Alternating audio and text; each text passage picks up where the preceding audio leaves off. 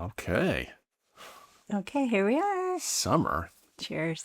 Summer's a downtime in entertainment, Mm. there's not much happening. We thought we'd jump in here at the end of July with a... I know it's almost August. No, don't say that. Teachers, that's the worst thing. Teachers don't want to hear that. Oh, okay. Well,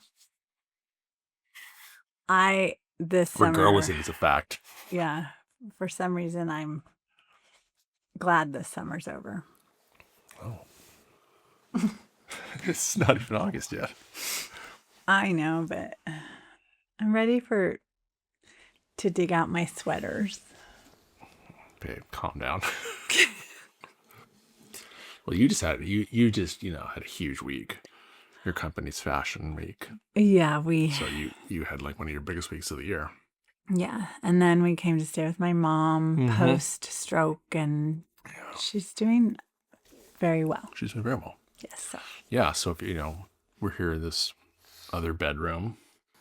It's very like sort of elderly coded.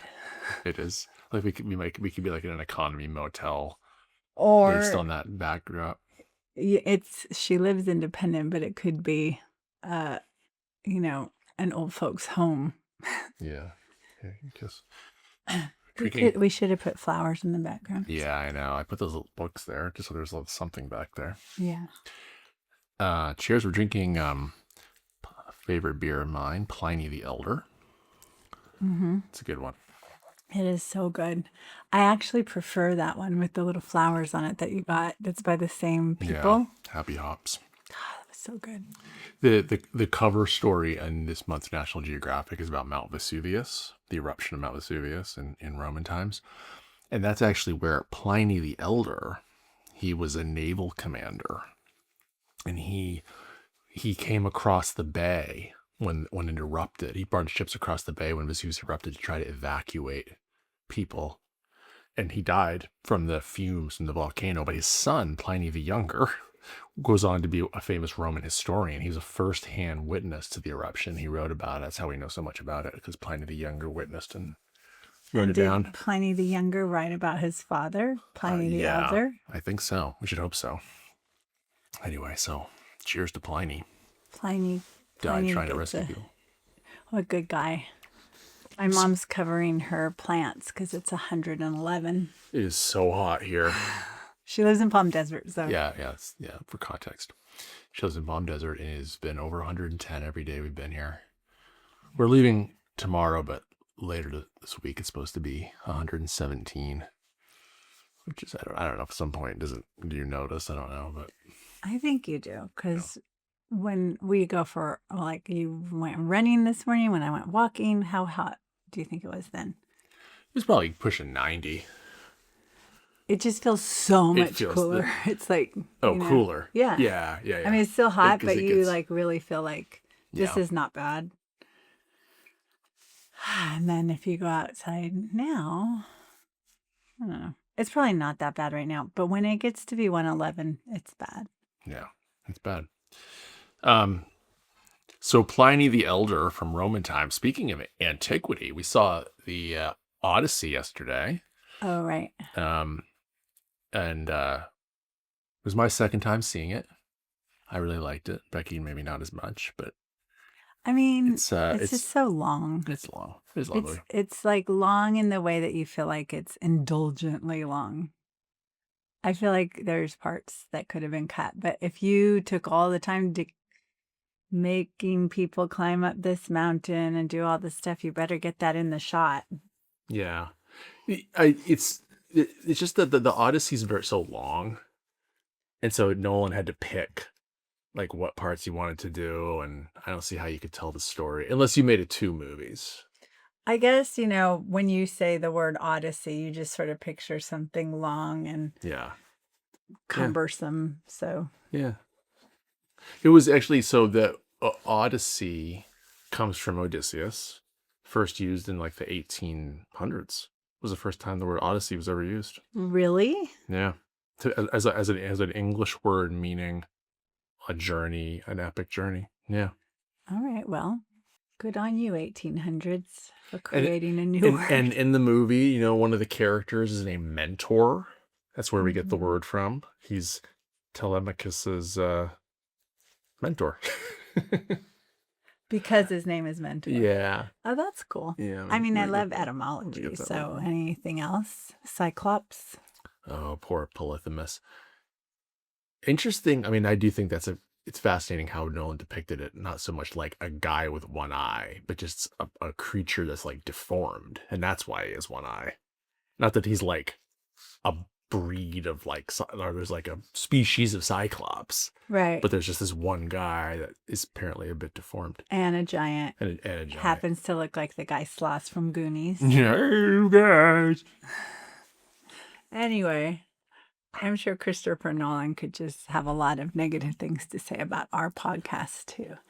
You loved it though. No, I'm not. Yeah, I thought it was great. I mean, I just love that Nolan, that there's just people out there just doing things like this, and and using very little CGI.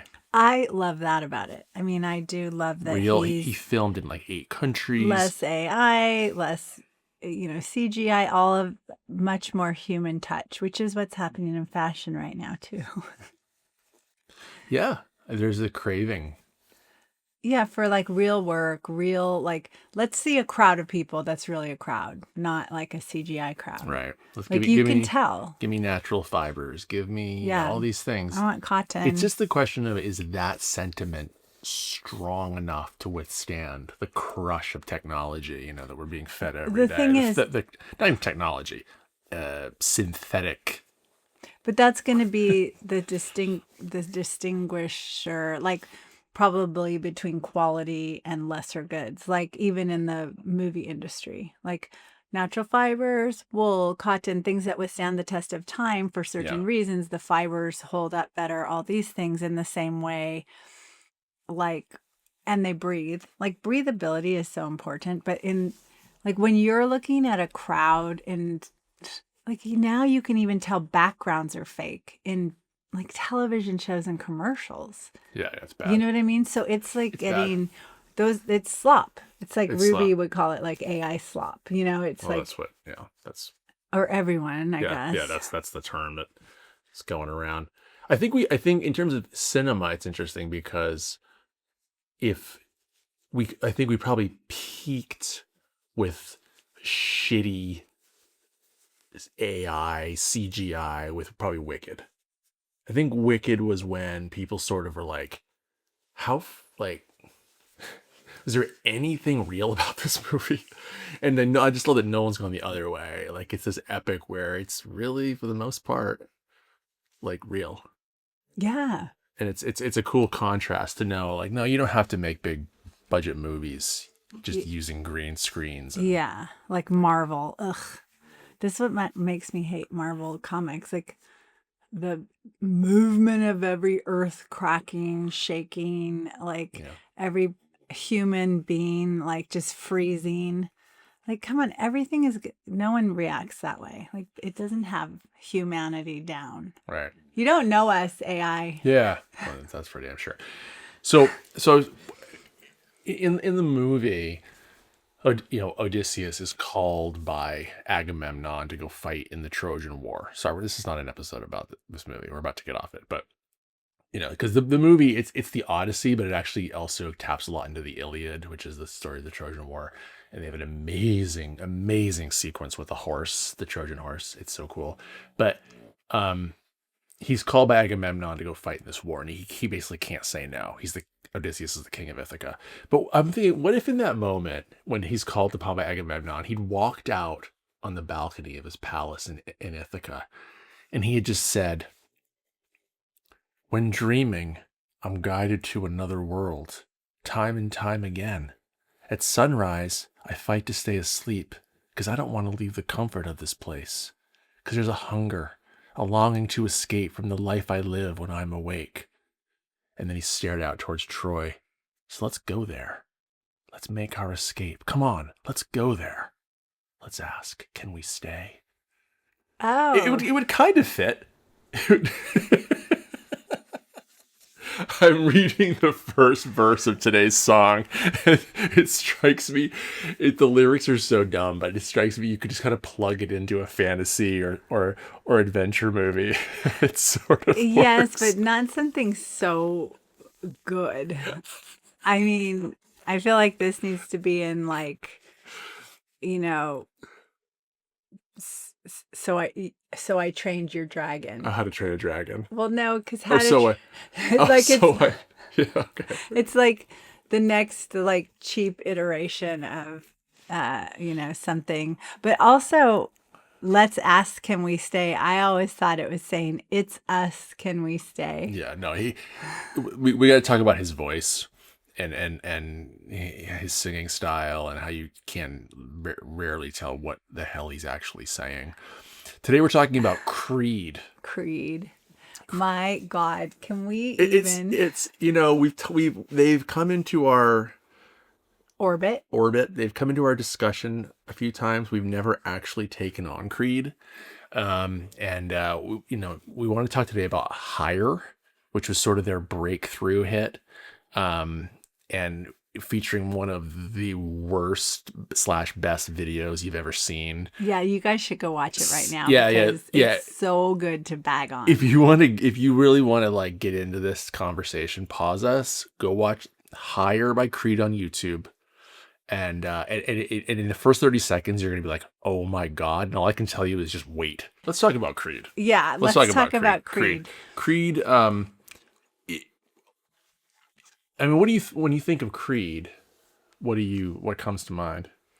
Well, like, okay, ballad rock, Yeah, but big also like, they were so big in this time, but they went like so higher that they just almost crashed so hard because in my recollection, like when they came out, I remember really sort of loving them. Like I can get behind a ballad, Oh, absolutely. And then it was just like the ubiquitous overplayed, obviously. And then also the band seemed to take themselves so seriously.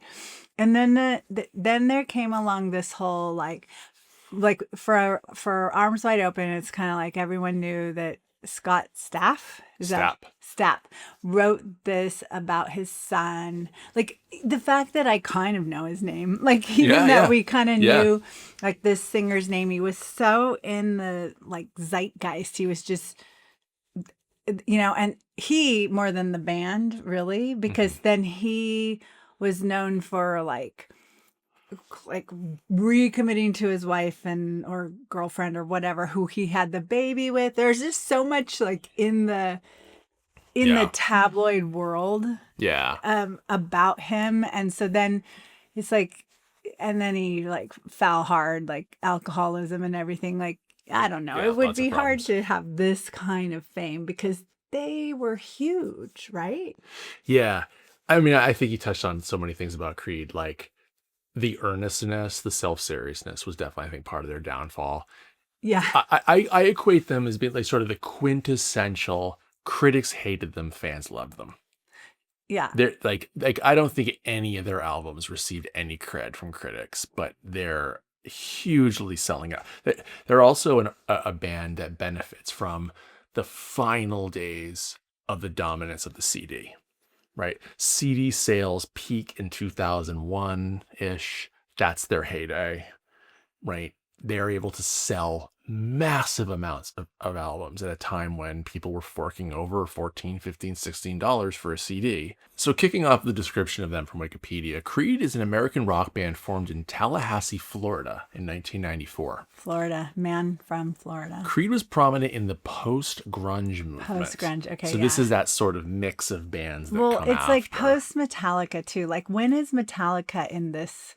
Like, because there's all these... But Metallica's... No, they're legit, but I'm just saying. And they're before all this. Yeah, but I feel like they're like hanging on to the very last, like the tailpipe of that car or something, you know? Creed scored 3 consecutive multi-platinum albums. Human Clay from 1999, which is the album we're talking about today. The band's second studio album received 11 times platinum certification. I mean, that sounds pretty hard to achieve. Yeah. Oh, absolutely. Yeah. And yeah, the band's made up of predominantly 3 or 4 members, but the most memorable is Scott Stapp, the lead singer, the earnest lead singer.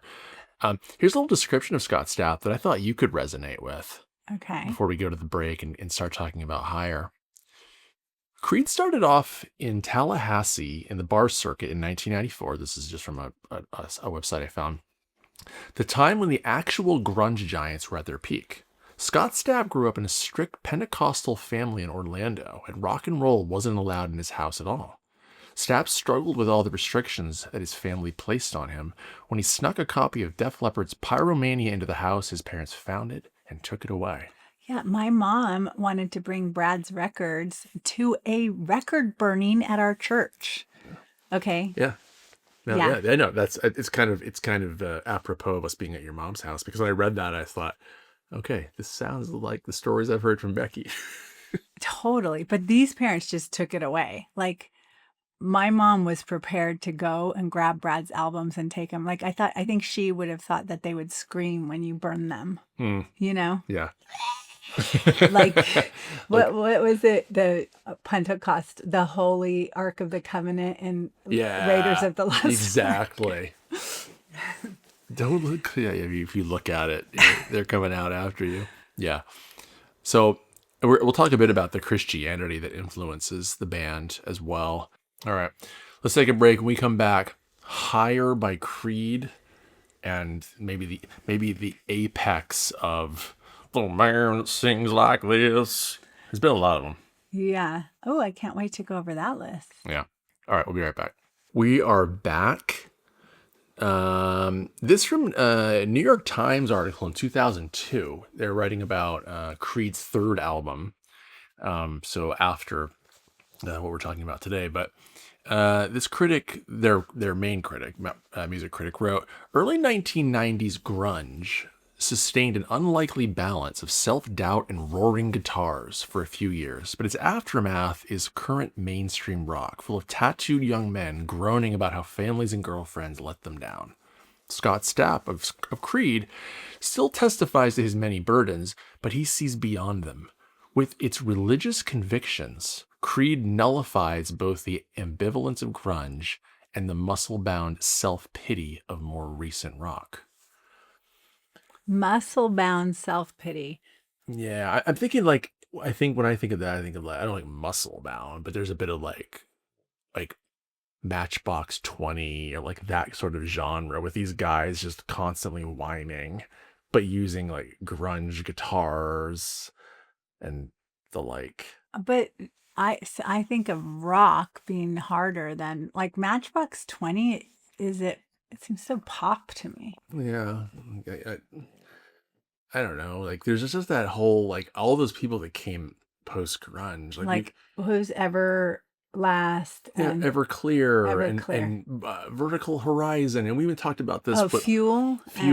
Yeah. Yes, all those. Okay, yeah, that's it. Like Filter. Yeah. But even like we talked about this with like Sugar Ray. Like Right. Sugar Ray is very pop, but all these different forms that came after grunge. Overarching theme is rock, right? Yeah, exactly.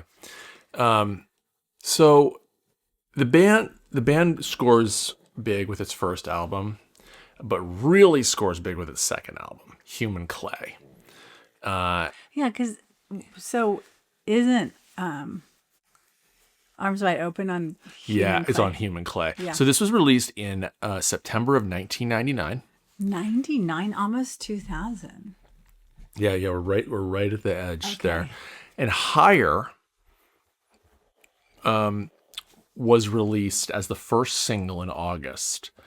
The song became the band's breakthrough hit, as it was their first song to reach the top 10 on the U.S. Billboard Hot 100, peaking at number 7. Higher also became the band's second chart-topping hit on rock radio, and just becomes generally like a huge hit. It stays on the charts for a really long time. I mean, you still hear it. Like, Yeah, absolutely. You could be somewhere. I bet you there's like an elevator version of that song now. So funny when you hear these elevator songs. I mean, the sound is very like this. Just one description still from the New York Times that I think applies very much to this song and to their biggest hits.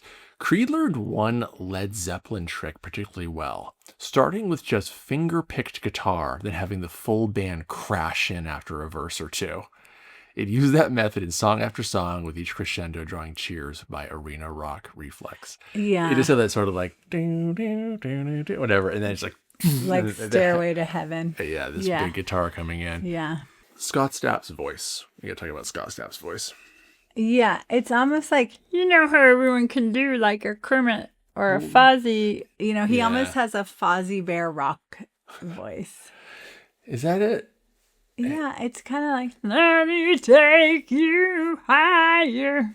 What do you think it is? Oh, I just think it's like, it's just 1990s guy, like Alice in Chains. I mean, Eddie Vedder being like the best example, but like, Stone Temple Pilots, they're all just sort of like yell singing. Kind of. I mean, this is. I'm not to discredit Eddie Vedder because he's got an amazing voice, but I think a lot of people want that voice. But just this sort of like, just reaching for. Yeah. I love Scott Weiland too, though. Scott Weiland, yeah. I mean, I kind of think a lot of those guys have good voices, but Scott Stapp's voice sounds a lot more Muppet to me somehow. I don't know. Yeah. Less guttural in a way or something. Like Eddie Vedder has a really pretty voice. Yeah, he's an amazing voice. But is it just that it sounds more authentic? Yeah, I don't know. Like I found this Reddit thread that was like bands with most recognizable voices, right? Well, maybe that's a good thing. And somewhere down the line, someone wrote Pearl Jam, to which someone responded, maybe it's just because I didn't grow up listening to Pearl Jam, but I sometimes confuse the singer's voice with Creed. Please don't murder me. And people are responding, boo. I like this one though. The trick to tell them apart is that Eddie Vedder doesn't inject an R sound into every word. He just has a naturally deep voice. The R.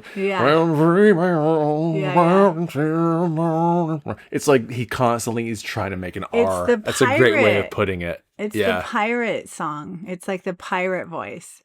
R. What day are you going to have a party? Yeah. And someone else wrote, I mean, the Creed guy is pretty much doing an Eddie Vedder impression, so I get it. And it does sound a bit like that. Like he's just really reaching for that sound. No, there was no critics that like them, but it's still like, it's just, I mean, it's something to be said for like, have they stood the test of time though? Like, what are they doing now? I'm so curious. Yeah, well, let's get to them. But also, like, it can all the crowds be wrong? Like, if they're writing some music that really touches people. Mm-hmm. Yeah, I mean, people were super into it. Arena rock. I mean, I think we talked about this with Journey. There's a power to being like in a big space with people singing along, and Creed taps into that.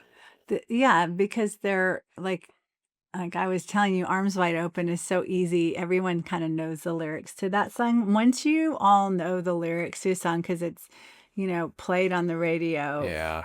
But Stapp, it's hard to tell what the lyrics are. You can't understand Not in Arms Wide Open, though. Oh, yeah. Okay. Higher is a little more like I made up my own words. Yeah. I could be wrong. Maybe if I said what I think the lyrics were versus what they really are. You could call me out on stuff, I'm sure. But I do have an idea that I know more.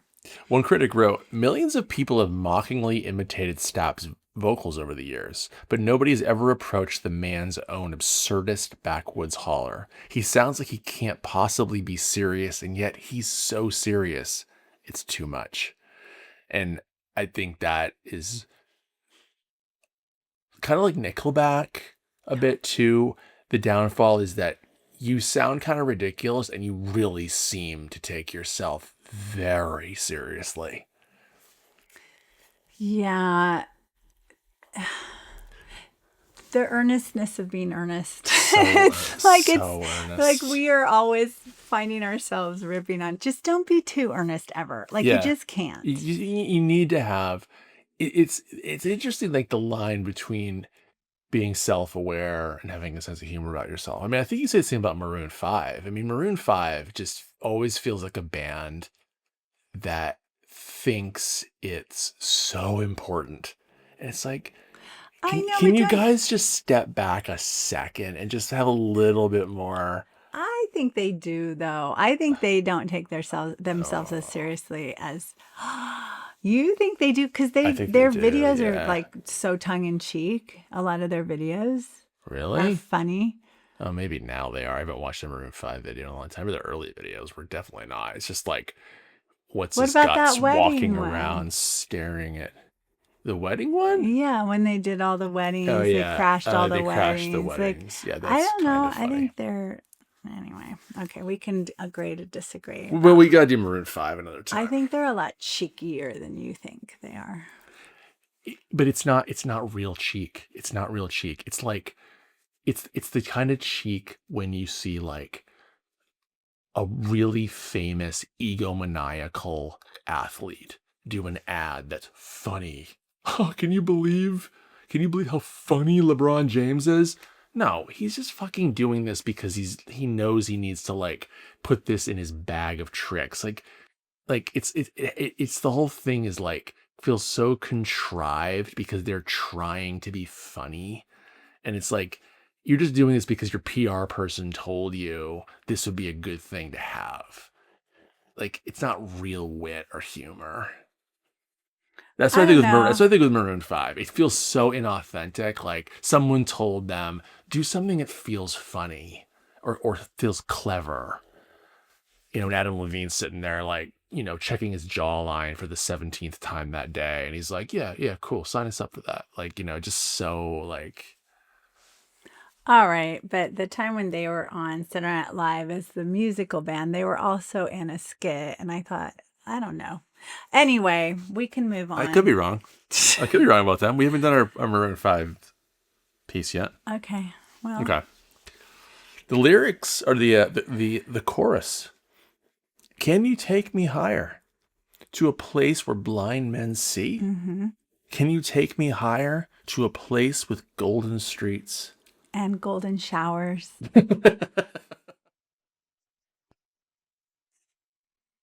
There's so many of these words that I've never heard. And like, although I would like our world to change, it helps me to appreciate those nights and those dreams. But my friend, it's like, oh, when does I'd, it even say that? I'd sacrifice all those nights if I could make the earth and my dreams the same. What the fuck is this song about? If I could make the earth and my Dreams dreams the same. The only difference is. I mean, what is the song about? To let love replace all our hate. I think it's an optimistic ode to the possibility of heaven. Okay.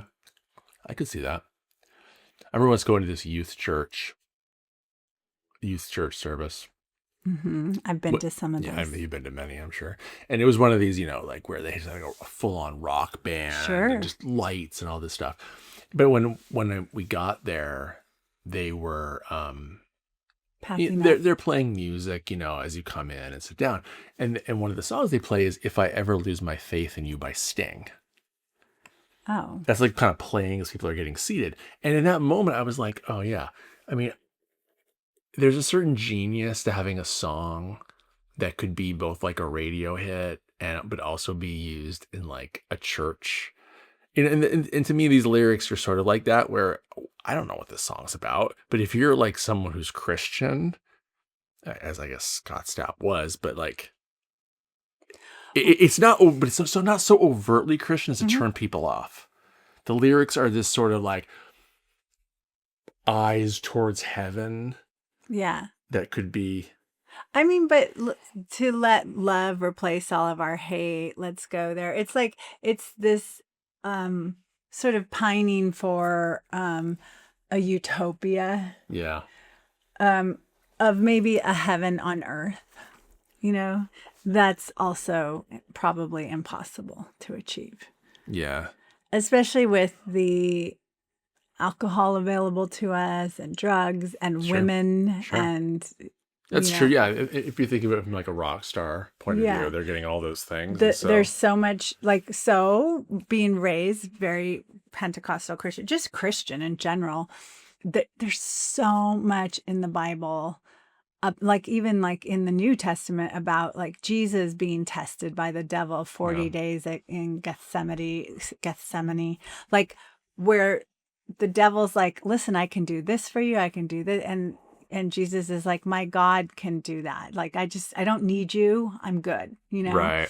But like this kind of thing, you're always being tested if you're a rock star and you're a Christian. Like, you know, I don't know if he's even aware of the tests he would have to go through. Right. You know, maybe he's like, my dad used to always say stuff like, I'm sure he's just laughing all the way to the bank. Yeah. You I know? love that phrase, laughing all over the bank. Because Yeah. he's all, ha ha ha ha, you all judge me and think I'm ridiculous and earnest.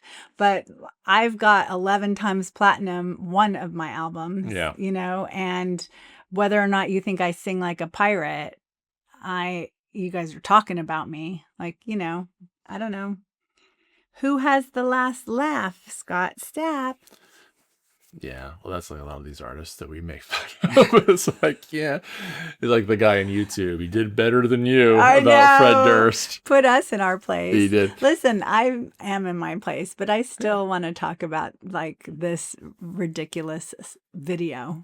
Up high, I feel like I'm alive for the first time. Set up high, I'm strong enough to take these dreams and make them mine. Aspirational in so many ways. We got to talk about the video. Before we get to the video, though, question for you here.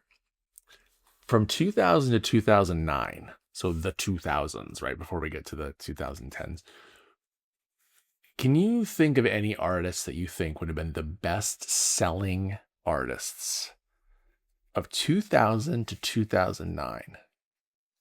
It's a tough one. I was sort of like, oh. Is it like boy bands? Is it like It's a Backstreet? mix of, interestingly enough, in the top 10, I think I have a list longer than 10, but in the top 10, as I recall, there's no boy bands. Is Britney then? Britney's in there. Yes. Okay, Good. so Christina as well then, right? Christina's not top 10, but she might be further down. But in the top 10, Britney is. Is it like U2 and stuff like that? No. Would it be like Whitney Houston? No. 2000s. I mean, this is a hard question to ask you, but number one is rap. Oh, so are we thinking like is that when is that like Dr. Dre? Yeah, but who is this? Who is one of Ice these? Cube? Snoop. No, Snoop Dogg. No, Eminem. Oh, Eminem, Dr. Dre. Oh, okay. So this is just an interesting list, and I, that's a tough question to throw on you because I was surprised. Number one was Eminem. It's 2009. Number two is the Beatles. Well, because they're just constantly selling albums. Okay. Right. So they're just selling. Okay. So Tim- these are the top, like, just what is this album list? sales for 2000 to 2009. So for that 9 years. That decade. Okay. Yeah. 10 years. So Eminem's number one. Okay. The Beatles, which is just a testament to just Yeah. how Tim McGraw and Toby Keith coming in 3 and 4. I don't even know a song by either Boy, of yeah, them. it's country. Britney's at 5. Okay. Country. Kenny Chesney, number 6. Gosh, the country people really are. Nelly, Nelly. number 7. Linkin Park, Wow. number 8. Gosh. And at number 9, Creed. And at 10 is Jay-Z. Wow. And you go further down, Nickelback, Josh Groban, Rascal Flatts. Country really showing up. Metallica, Yeah. Alan Jackson. Who's that? There's NSYNC. So NSYNC number 16 is your first Okay. But anyway, interesting though. So among the best-selling albums of the 2000s, there's Creed. And they were fucking huge. I still kind of can't get over that Eminem was from 2000 to 2010, right? Yeah, 'Cause that's his heyday. Yeah. That's his, that's when he. Yeah. Okay. Anyway. All right. So He's somebody who never took himself too seriously. Oh yeah. I mean, he probably maybe should have thought a little harder about some of the lyrics, but okay. We got to talk about the music video. Oh my gosh. Oh my God. Number one. The Higher music video. Can we just talk about the new technology that must have just come out that year about freeze framing or whatever it's called when they just freeze the person and then you do a 360 around them? It's kind of like, so we can see that frozen person. Yeah, whatever that technology, famously maybe not debuted, but probably to mass audiences in Crouching Tiger, Hidden Dragon. I loved that movie. The Matrix. Loved. Right. So in other words, the person usually does some kind of a movement, maybe off the ground. They're frozen. The camera goes around them. Cool technology. When it came out, everyone was like, holy shit. The cool thing about it is like they're frozen and then you can go around them and see their whole 3D body frozen, but then they move again. Yeah, then they move again. This video has them just frozen forever. So this is the video. The video was filmed, so this is 99. The music video was shot in Orlando, Florida at the Hard Rock Cafe. That's where that big dumb red screen was. Fucking so terrible. Stupid. What is that screen made of? Like polyurethane? So the director had also directed one of their earlier videos from the first album, What's This Life For? And she recalls coming up with the idea after listening to the song with a record label. The first idea she had was of an epic performance that's later questioned to have ever happened. It was the only idea she ever pitched for the video. So the video was some kind of a creative struggle, as Creed had only a short time to shoot the video before they went on tour in Japan. Over 300 extras, who we need to talk about, were used in the video as members of the audience, as well as the people seen in the band with the band backstage. So can you imagine the 300 extras? So those girls sitting there, they just like, okay, who are the prettiest? They only found like 4 pretty girls out of those 300 people because you just kept seeing those same 4 girls over and over again. Absurd. So the video starts, the band's backstage. I can't even put into words how bad this zoom feature they're using is, and the way it's like a jump looks. cut. Like you're seeing from back, and now all of a sudden you're like right here at their chest, looking at them. It's so bad. But it's a girl's like bathing suit top, like it's the band. Now it's a bathing suit top. It's bad. And then the band comes on stage and performs. So pretty like generic description, but the way it's shot it's like a war crime. They should be brought up on charges for this thing. Let's see. So it says that for the pause scenes, so this is what the effect Becky was talking about, the director had the band and audience freeze while the camera rotated around them, and also used multiple cameras set up around the band that were then joined with hovering objects added later in post-production. Cables were also used for scenes where Stapp is hovering above the audience. And this is you really got to see this. I mean, first of all, his whole demeanor on stage has this it reeks of like God complex. He's like staring up at the heavens with these poses. But who did the first? Is it what's his face who heads Metallica? James Hetfield. You know how he does that step forward on stage? No, I think it's Robert Plant. I think it's like Led Zeppelin. I think this all comes from Robert Plant. I think he's like one of the first to do this sort of like demonstrably like I am like God up here on stage. Well, he was. He was at Scott Stapp. I mean, this video culminates. Scott Stapp literally does like the Christ on the cross pose and hovers above the audience, which is being frozen in these like a girl in a tube top, like she's at a club dancing to him singing Higher. I mean, it's a sequin tube top. But it's also to know the technology is that like she had to freeze while they went around her.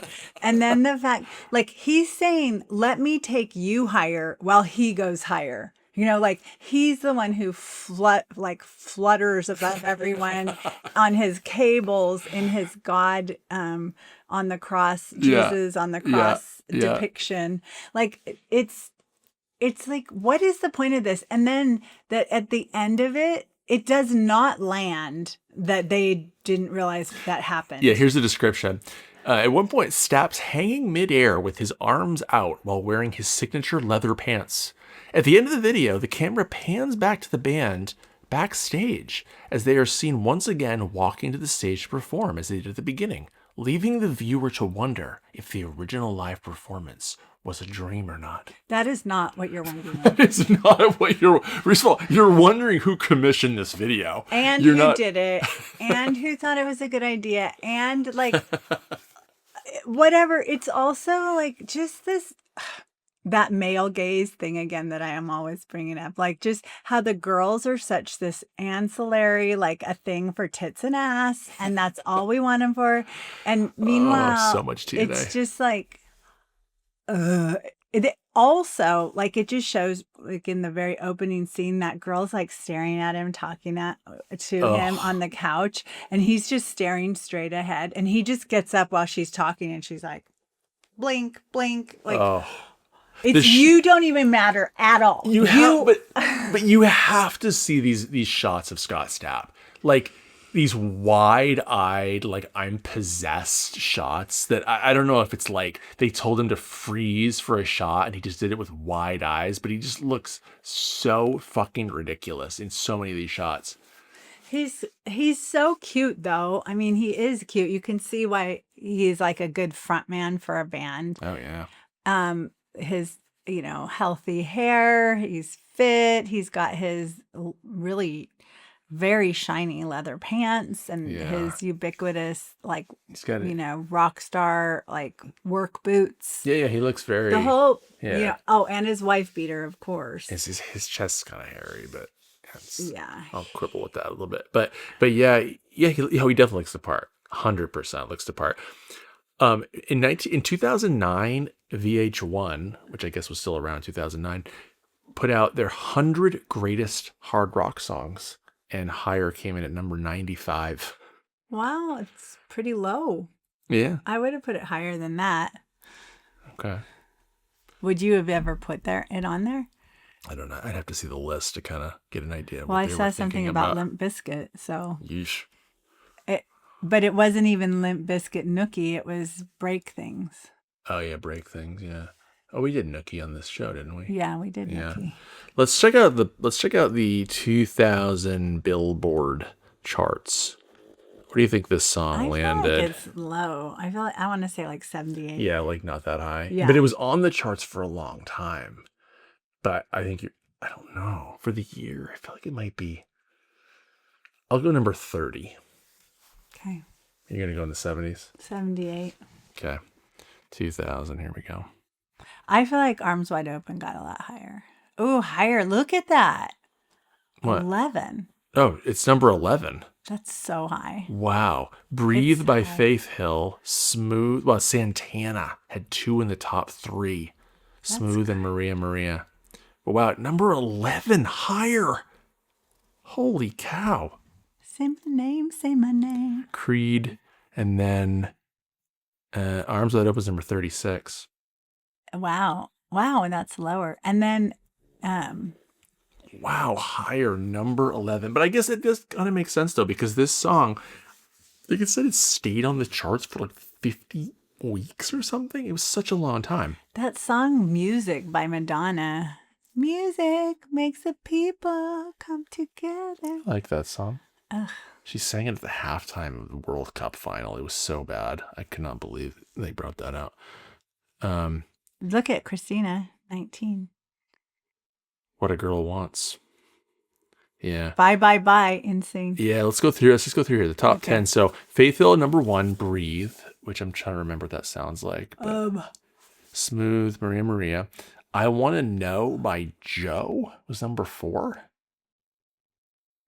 The only song I can think of is I Want to Know What You're Feeling. Tell me what's on your mind. That's not that song. That's not it. That's it's like an 80s song. It's an R&B hit. Joe. I don't know. I don't know that song. Everything You Want by Vertical Horizon. Speaking of post-grunge. I don't know that song. Say My Name, Destiny's Child. Say my name. I Knew I Loved You by Savage Garden. Don't know. Amazed by Lone Star in Don't know. 2000. This is terrible. Bent by Matchbox 20. He Wasn't Man Enough by Tony Braxton. I mean, this is really, it's tough. Number 14 is a thong song. What? Kryptonite, Three Doors Oh Down. my God, Three Doors Down. There you go. Yeah, I mean, when you see the list, it's like, oh, it's not quite so impressive that Higher was number 11.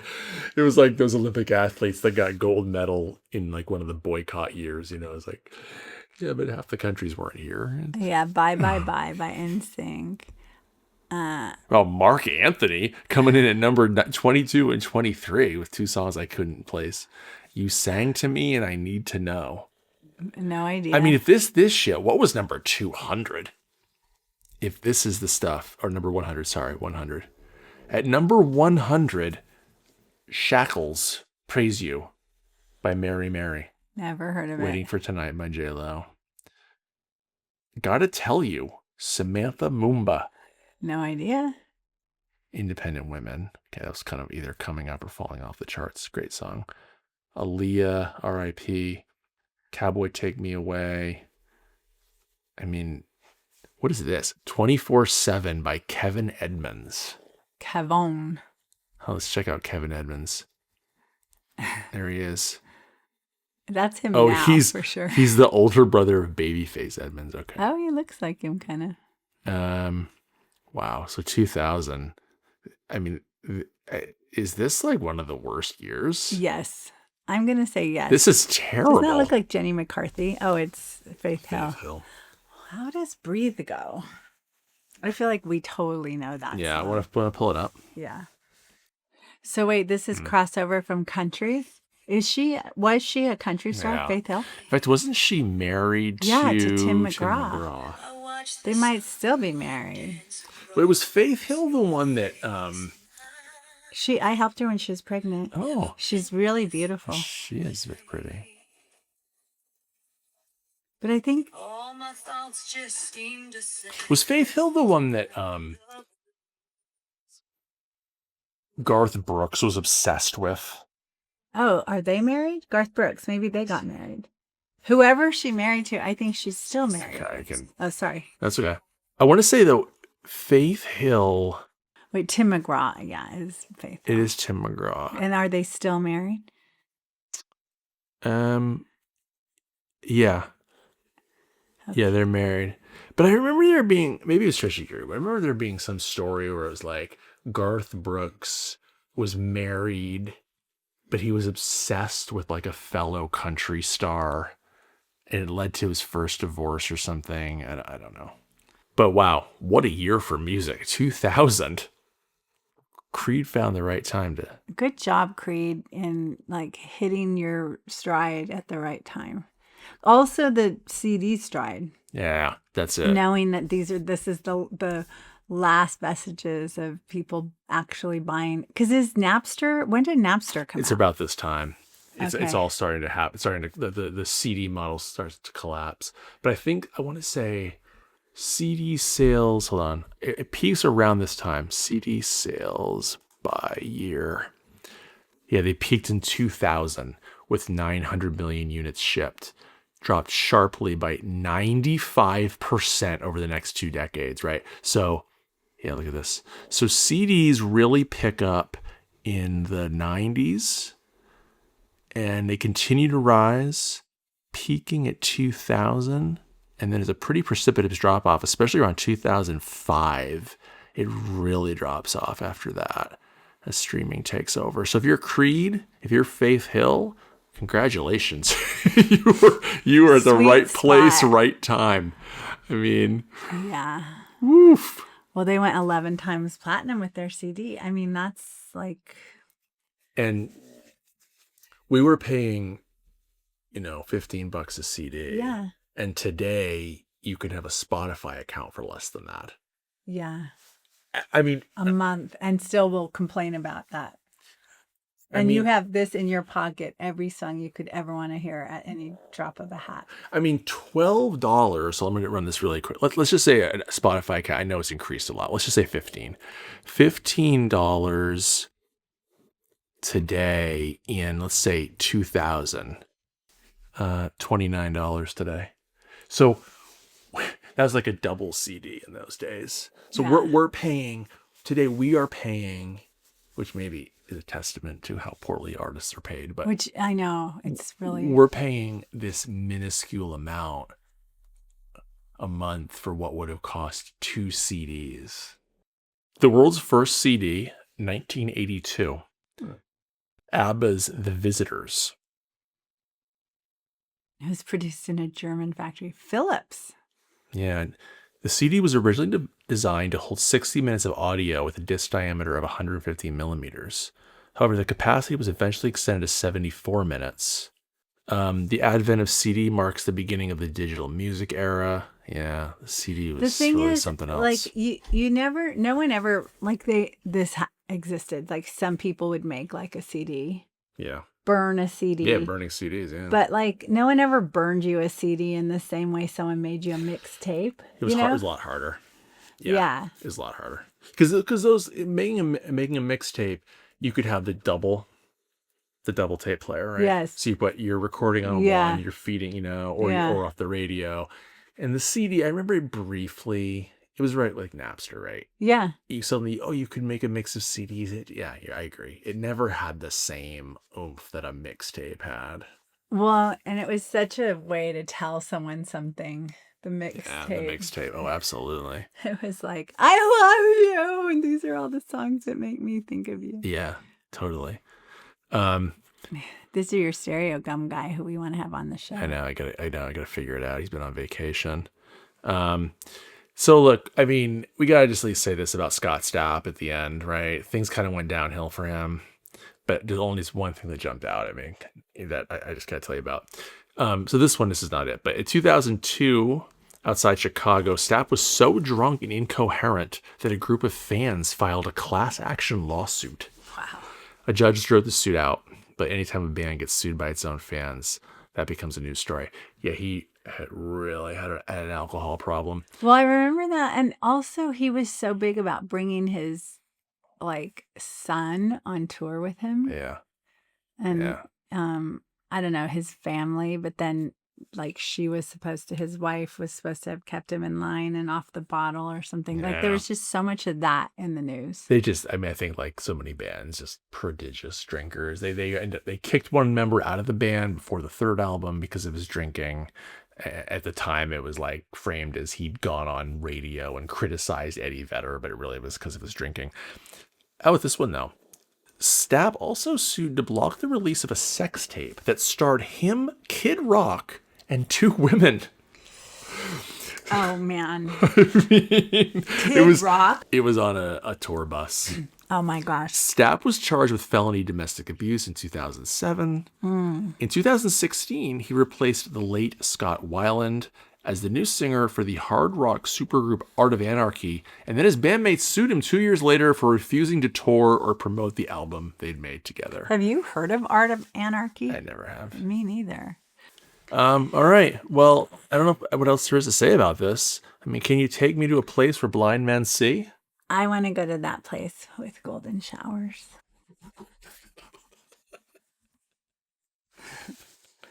That just means sunshine skies while it's raining. Right? Yeah, that's definitely it what it means. cleans you. It's very That's cleansing. definitely what it means. So if the place where blind men see, is that like, what about if you already have sight? Do you lose your sight? What about blind dogs? Oh, yeah. Like Daisy could see. Daisy could see. Odysseus's loyal servant, blind, John Leguizamo. Yeah. He's going to get an Oscar nomination. He was amazing in that. Well, there's Creed. I mean, Look, Creed. If the song comes on the radio, I'm going to sing along. Oh, my God. Turn it up. Take it higher. Turn it up. Exactly. The higher is an apt name because people's volume's going higher when the song comes on. Yeah, it's fun to. Babe, can we do Pinky Swear next time we do karaoke? We do this song. We'll do Creed. Like, You got to watch this video. You got to watch the other videos too. Go watch the with my arms God. wide open video. But also, what about and the rock hopping one? the one where he's falling? we went down a rabbit hole It's, of their videos, and they are truly The one you got to watch after you watch Higher is hold on, where is it? This Human Clay. It was on the next album. Hold on. I didn't even know the song when you One Last Breath. You've got to watch the One Last Breath video. You know it when you hear he's it. falling like in the shape of he's doing the Christ pose. Calm down, also, Scott. it's like, on, like, so self-serious. pedestals in the desert, like skinny little rock pedestals, like or like sand. I mean, it's just so crazy. Like, why? It's also like.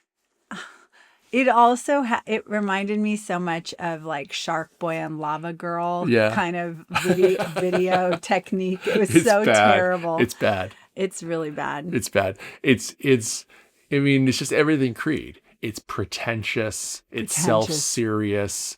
Huge guitars. And you know what? You're probably going to turn it up when it comes on. Yeah, we never even got to, though, what are they doing now? Oh, yeah. I think they've reunited. Yeah, that sounds right. No, hold on. Creed. There we go. After an 11-year hiatus, Creed reunited in July 2023 and subsequently announced headlining tours in 24, 25, and 26. Do we have to go see them, babe? Hold on. Let's see. Creed on tour. Creed official website. Here we go. Oh, yeah. Oh, yes. They're the same. Oh, my God. This picture. Yep. They're still looking heavenward. Perfect. Okay, here we go. With Limp Bizkit and Cypress Hill. It's the summer of '99 tour. Okay. With Limp Bizkit, Cypress Hill, Bush. Oh yeah, Bush. Speaking of fucking guys that need to calm down. Yeah. Gavin Rossdale. Let's see. July. Oh, they're just Puddle of Mud. Where is this? At Illinois. They're playing a festival in Illinois right now. Right now. Wow. Gosh, are they coming to LA, babe? No, it's a festival out there, but let's see here. Oh, look at this, though. They got something planned for April of 2027. In Norway. Sold out, babe. Wait, is it in Norway? Yeah, Norwegian. On Norwegian Joy. That sounds like a cruise ship. It's a cruise ship. They're playing a cruise ship. They're on the Norwegian Joy. Wait, what does this say here? Fifth sailing. Wow, they're doing cruise ship tours. That's what they're doing now. This is incredible. Join Creed for the summer of '99. Taking you higher, babe. The vacation taking you higher. April 17th, 2027. Oh, unbelievable. Look at it's Miami to the Bahamas. I mean, listen, I would do that. This is incredible. With Breaking Benjamin and Seven Dust. Have you heard of those bands? Never heard of them. No. The ship is full, but we may have room for you. Oh, wow. Look at the crowd. Louder on the Ocean. Nope. No. Are you ready for this lineup? Nope. Look at that crowd. In the heat, on a cruise ship, in the middle of the ocean. No. Creed on cruise. All right, I think we should end with that. Yeah, I don't think we could get any higher than that. I mean, look at these people. Look at this. Look at it. No. They're gambling on. We're taking over Norwegian Joy for the biggest and baddest party on the seas, with multiple stages, food on deck, relaxing spas, and an onboard casino, including a board that says Creed on it. But babe, all of which you'll welcome with arms wide open. Stop. The copywriter was on point, I have to say. The cruise that will take your summer higher. Nicely done, Creed. Good job by you. Happy sales. Happy. Love you. Love you.